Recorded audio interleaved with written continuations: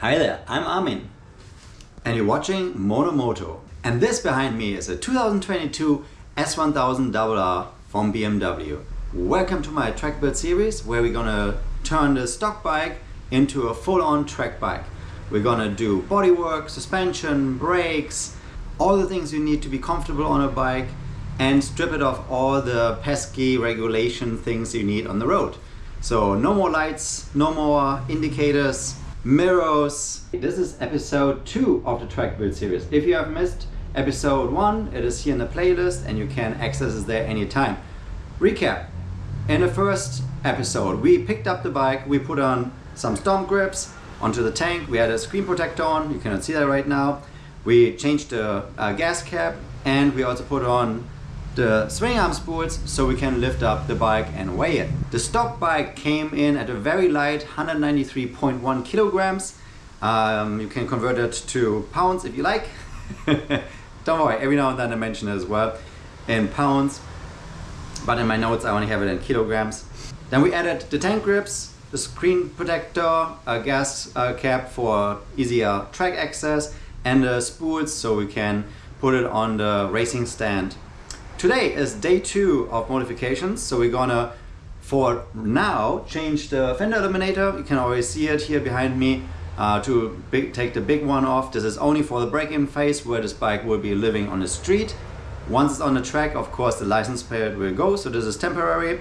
But if you're a street rider, there's a Yoshimura fender eliminator on it. Then we're also gonna put on in this video lever guards. Lever guards are a track must, especially when you want to go racing.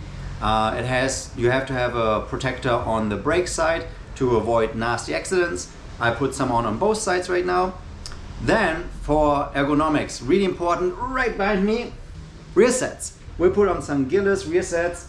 In this episode, you will see how it's done. There's also a video later on linked for an even longer install video with all the nitty-gritties about these rear sets. And then we're also going to remove a couple of parts. Essentially starting with the first strip off, or removing a couple of plastic pieces and tools from the bike to make it lighter. And then we'll see at the end of the video what kind of improvements this already does. So far we're not really going after a lot of weight. In the next couple of videos, especially once we get down to the exhaust and remove the lights and so on, then is probably the time where it's going to get really interesting and we'll see the pounds and kilograms dwindling and we'll see how low we can get it. So we start with a light 193.1 kilograms with a full tank that is lighter than the S1000RR M, which is pretty cool. This is a different model with less equipment. Maybe that's why it's a little bit lighter. But for the sake of this video series, we will always compare the numbers only that I measure. Who knows how BMW really measures and how much gas they have in, etc, etc. Anyway, pretty light bike to start off. Today we're gonna go through, like I said, the fender eliminator, lever guards, rear sets, and remove a couple of stuff. If you don't have subscribed yet, definitely give it a like and subscribe. That would really help me out. And then look forward to day 3. In day 3 we will also do then some rim tapes, we will install chain adjusters, and we'll play around with some captive spacers for making rear tire changes even easier. This is all for the intro. Let's get wrenching and have some fun to modify this bike from stock to track. Alright, removing the toolbox. Let's actually have a look at what's in here, because they change that quite often. So it's just a little pouch.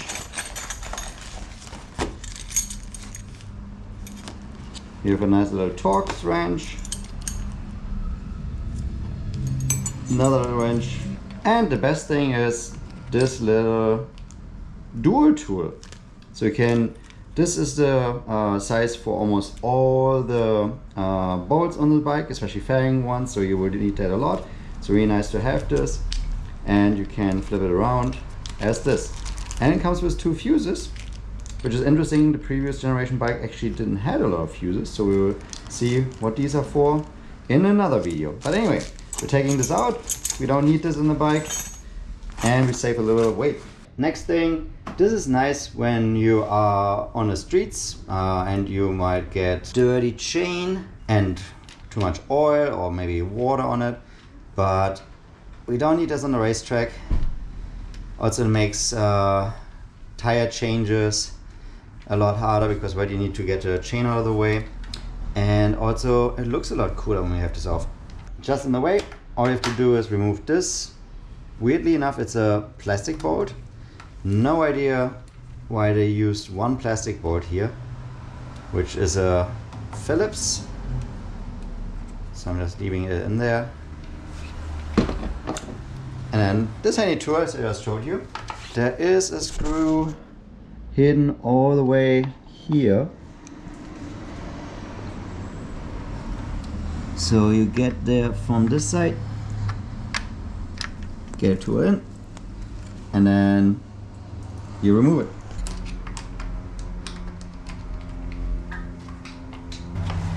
Okay, now it's loose here. Take out the screw, and then there's a clip with the mud guard, which we'll leave there, where you can just pull it gently out. And there you have it. So this thing comes off, and you have now free access to the chain. But wait, isn't it dangerous? So you can get your foot caught in here. The nice thing is this S1000 has this underswung swing arm, so the wheel rotates forward, so your foot could get sucked in here, but with this bar in the way, there's literally no chance that you can go in there. And then it moves here forward, so it's all good. But yeah, this is the stuff that BMW puts on it, so let's get a rag out and clean all that shit up, because else we will fling it now all over the bike when we go riding. You see there's already more of it. So next up, cleaning the chain. We want to put the bike in neutral so we can spin the tire. Get yourself some chain cleaner. I'm using this one from Maxima, and an old dirty rag so we can get all the shit off.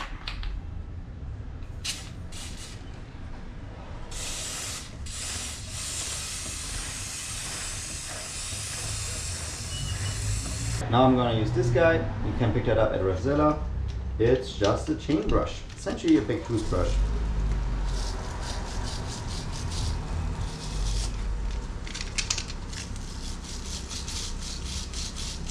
It would be nice if BMW doesn't put that stuff on the chains anymore. I guess they don't want it to rust when they're traveling overseas, but I don't know anyone that likes this stuff. So let's get it off. Alright, let's loosen this up. And now, lots of rubbing. That is clean enough for now. This stuff is really like chewing gum, toothpastey, sticky stuff. It's much cleaner now. There's still a little bit on it, but it's good enough for now. What you want to do after this is loop the chain. But as I'm still going to work on the bike, and there will be some videos later where we replace some stuff here on the rear wheel. I will not loop it up right now. I will loop it up when I'm all done, so I don't make an even bigger mess. So let's remove some more stuff off the bike. Alright, next up. We definitely don't need these on a racetrack. So they are just stick to the fender. It helps if you heat them up a little bit. Ideally using a heat gun. Use gentle heat so you don't want to damage any of the fender. Just make it warm and it will come off easier. So let's get it warm and remove those reflectors. Looks like a bicycle.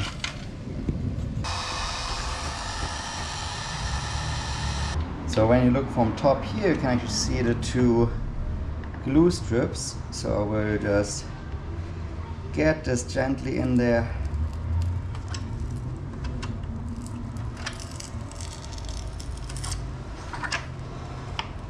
And that finally did it. So you have those two strips, and then this entire thing comes off. Turns out, best way to remove this stuff is some cleaning wax. I use this one. I just let it sit on there for a while, and then look at this. I can now just like turn kind of in rubber, and you can finally just polish it off. So there we go. All clean, and you have even wax on there for having it look good. So there's still a little bit of stuff remaining, but essentially we have it off.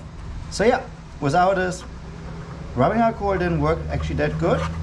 Definitely use this cleaning wax and get it off in no time. Alright, so next up we will put on some lever guards. These ones are from Gilles. You can see the tiny logo maybe there. They're very simple, they're pretty light. Now this bar ends are a little bit heavier, and I wonder if they changed something here to make the vibration go away more. So you might reintroduce some vibrations with this, so keep this in mind. Also, we're still gonna change the clip-ons eventually, but for now we're just gonna remove the bar end and get this guard on. If you go racing, you need to have them because there were some really nasty accidents in the past, especially in MotoGP. Since then they are mandatory. Ideally, essentially what they do is if you have them on and another bike gets super close to you, you don't have like it's accidentally something jamming into your brake super hard and making you go over the handlebars. So a little bit of safety, and of course they look pretty neat as well. But again, they changed the weight and maybe they reintroduce some buzzing. Just get it with the Torx off. Easy as that. This was a T40 and this guy is pretty heavy. And to get it on, you have a spacer here that actually nicely gets in here, and then you have a T45 screw. Don't know why they went up in size, but there it is. Just like to make sure things stay tight, a little bit Loctite, and on she goes. As this is a throttle side, be super careful that you don't make it too tight. You need to make sure that the throttle can freely snap back. If you have any issues with that, definitely don't ride like that. That could be extremely dangerous. So just pre-tighten that. Make sure it is nicely positioned over here. You can also see if we adjust this,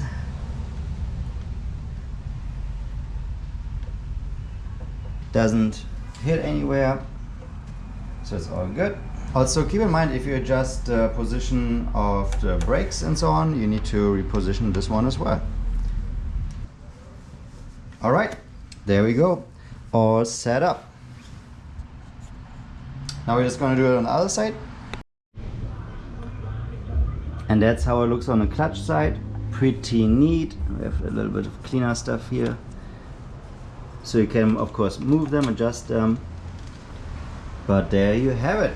Little horns make the look of the race bike even a little bit more imposing.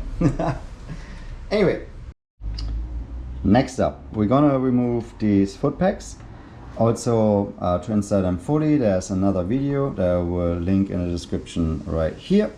So we're gonna get them off. I'm gonna show you on one side, and then you can just look up the full video to see how they are installed if you so desire. It's a T40. It's a little bit too short, so let's get an extension. Alright, extension, so you don't rub anywhere.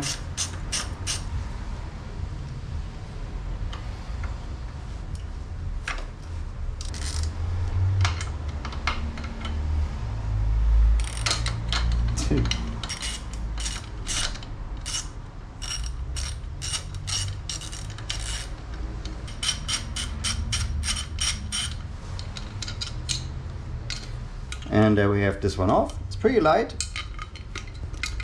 and has like these nipples, right, and it folds. So it's not bad if it fits you perfectly. But of course we're gonna replace it with a nice Gilles system, which is adjustable and looks beautiful. But the biggest part is really that you have these serrated round foot pegs, and they are super sticky.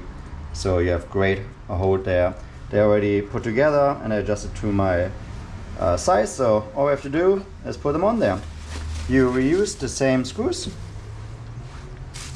but because we don't plan to ever take them off again, we're gonna put some Loctite on it, so nothing falls off on a racetrack. By the way, did you know that Loctite also protects stuff against corrosion? Because when you screw it in, it crystallizes and doesn't let water and all that other stuff in there that creates corrosion. So yeah, I maybe overuse it a little bit, but never had any issues. Just getting the first one finger tied in, second one.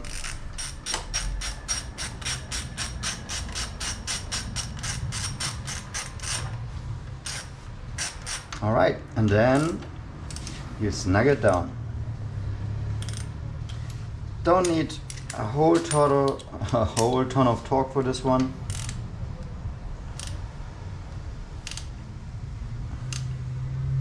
That's tight, and of course the Loctite will also help you keep things from moving.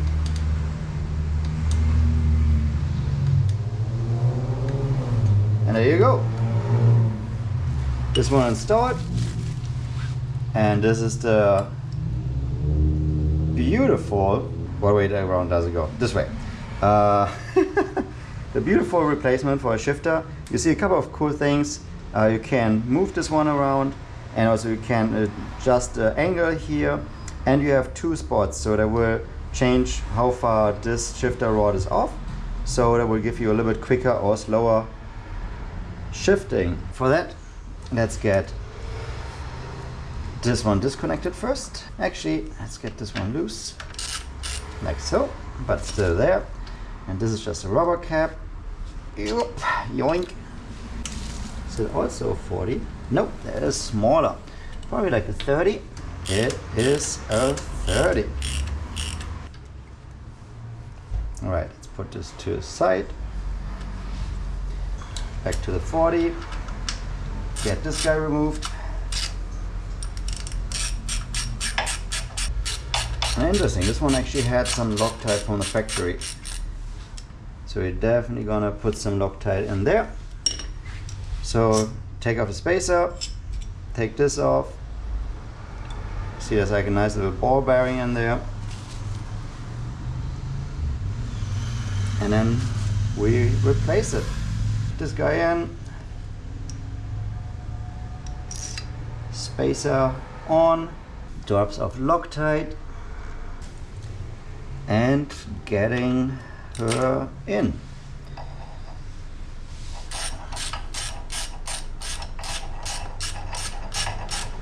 Also while we're here,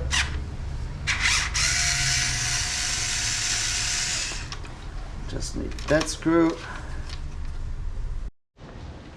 And I pull the bottom tab off, and I think there's one more here. There we go. And now you have this all exposed. So racers take this even off, so you have less weight, you have easier access if you want to change this a lot. You see there's definitely a lot of gunk collecting in there, and your feet are right here. So it's definitely a little bit safer to keep it closed, and then also you will have less chance that you get oil, etc. onto your shifter. But yeah, it will look like this. With this all out of the way. Pretty radical, but yeah, let's keep it covered up. Or what are you thinking? Leave a comment in the description below.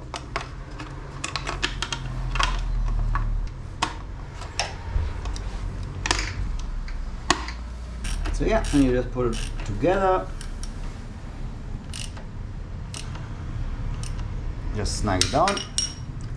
Rubber cap over there. Which is nice, because when the rubber cap is on, essentially the screw cannot fall out. And with the stock shifter, or this one, you see I have holes on both sides. So if you just switch it over to here. You have DP shifting, you have regular shifting. So if you don't know what it is, look it up. It's essentially reversing the shifting order. So up becomes down and down becomes up, which is nice for the racetrack, but can be confusing when you have multiple bikes. Again, more to that in the full video of the foot pegs. I'm just gonna snug this down.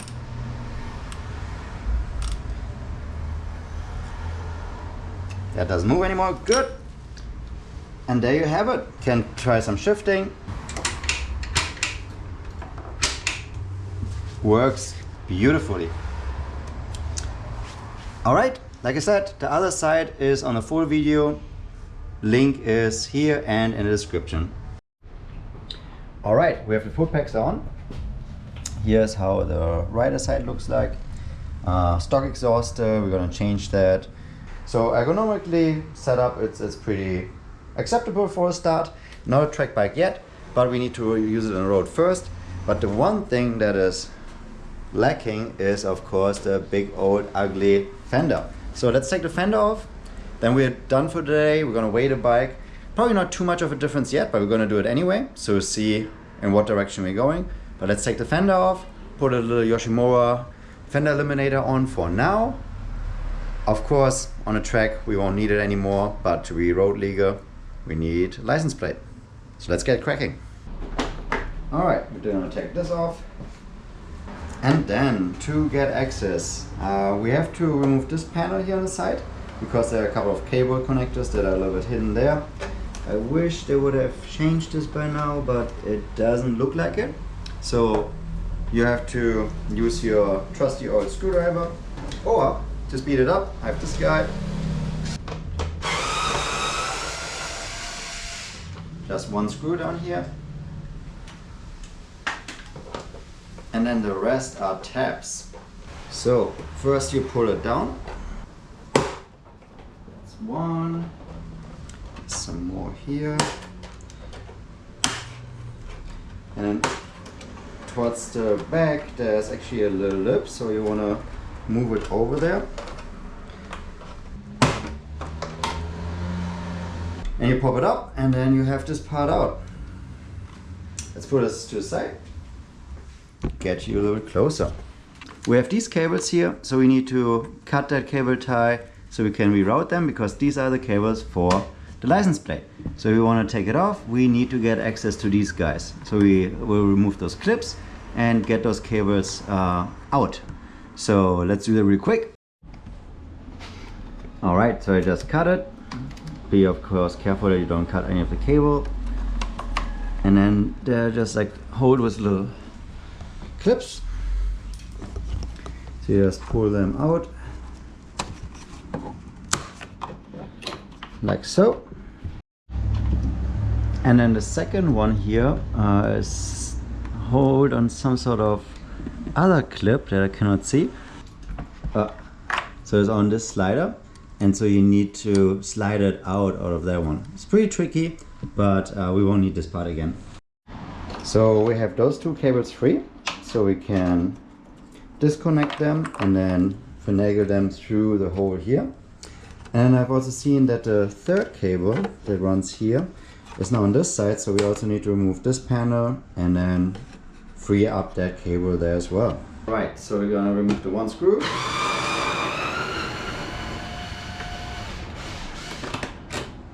This one, like on the other side. Then use your fingers and remove the clips carefully. One down here. And we have one here, so you just pull it aside. And here you will have a good view. I'll just lift it. And then we have all the clips still intact. And we're free. Now just like on the other side, this one is zip tied and then a metal clip. So we're gonna cut that and then free it up. So you put all the cables into the trunk. I cut the zip tie. And then get the cable out. Get it out of the metal clip. Come on. Alright. Now that it's freed up, let's disconnect it. You just lift this little latch.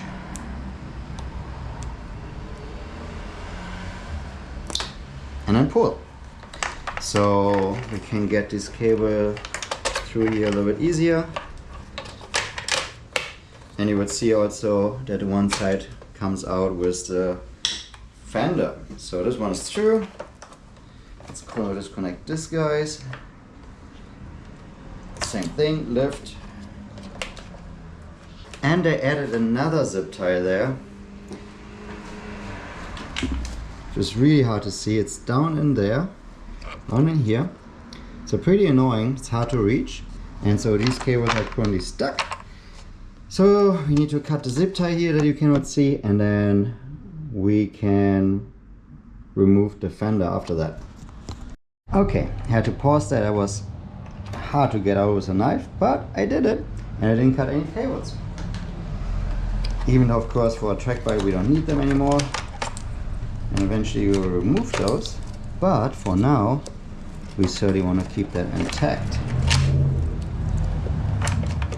So you get all cables through here. Alright, and when you have these three, then we can remove the fender.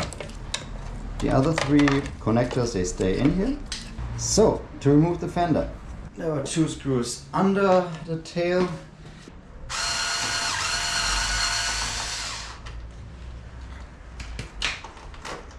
So once the second one comes off, and you can pull this out. Funnel the cable through, and then this big, pretty heavy, ugly thing is gone. This is already assembled. There's videos on how to do that.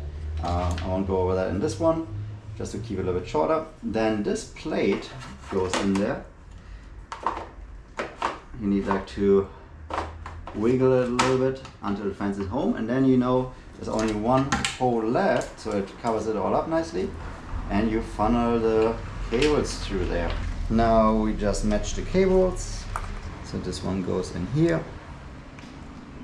You get a nice little click. You have three, one for the left turn, one for the right turn, and one for the LED light that illuminates it. Then you just make sure that the cable is all nice in there. Now we're going to use the two screws that came with it and lift the entire thing up. Get the cables all in there. Of course, you can also make them shorter if you so desire, but I don't care, because this license plate is certainly not staying on the bike for very much longer. And number two, it's a little bit hard to get in there sometimes. The cables, you can use like a little zip tie or like a little cable organizer to tie them all together. That will make it neater. But there's actually a little compartment. I will just like mush them in there, like so. And then you take your little fairings back, start with the clip up here. And press these guys down so it does in reverse order. And there's one here, pressing it from the side and pressing from the bottom. And then you finish it up with the screw down here.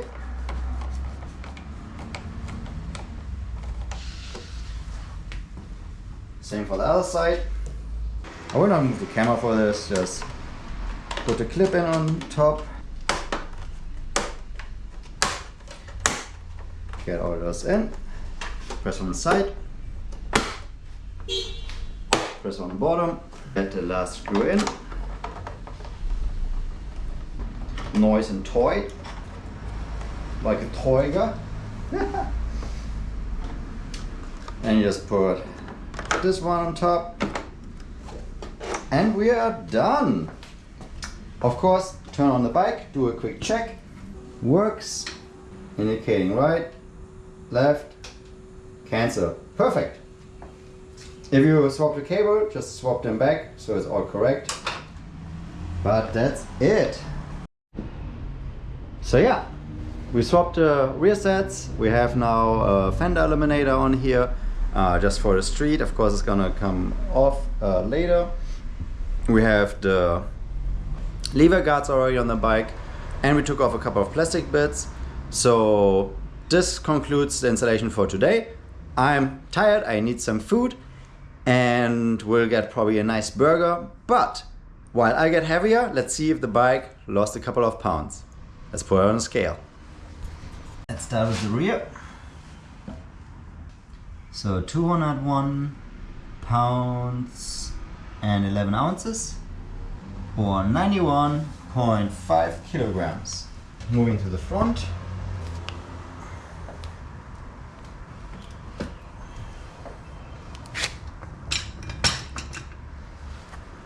And we have 100.75 kilograms, or 220 pounds and 1 ounce.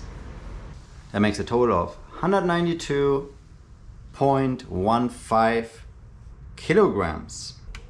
All right, just crunch the numbers. So last time around the bike was the same amount of gas, 193 kilograms.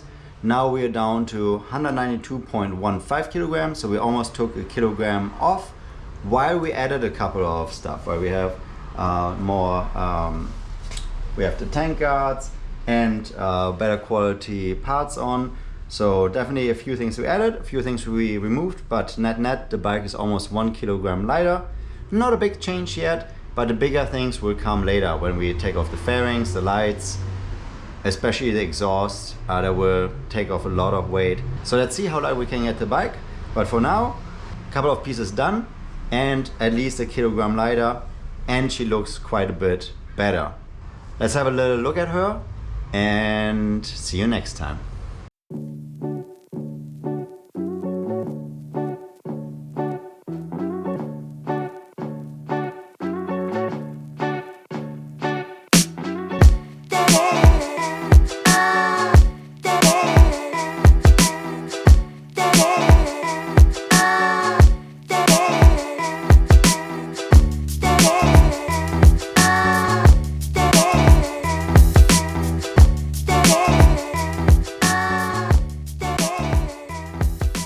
Alright folks, this is it for today. Enough motorcycle porn.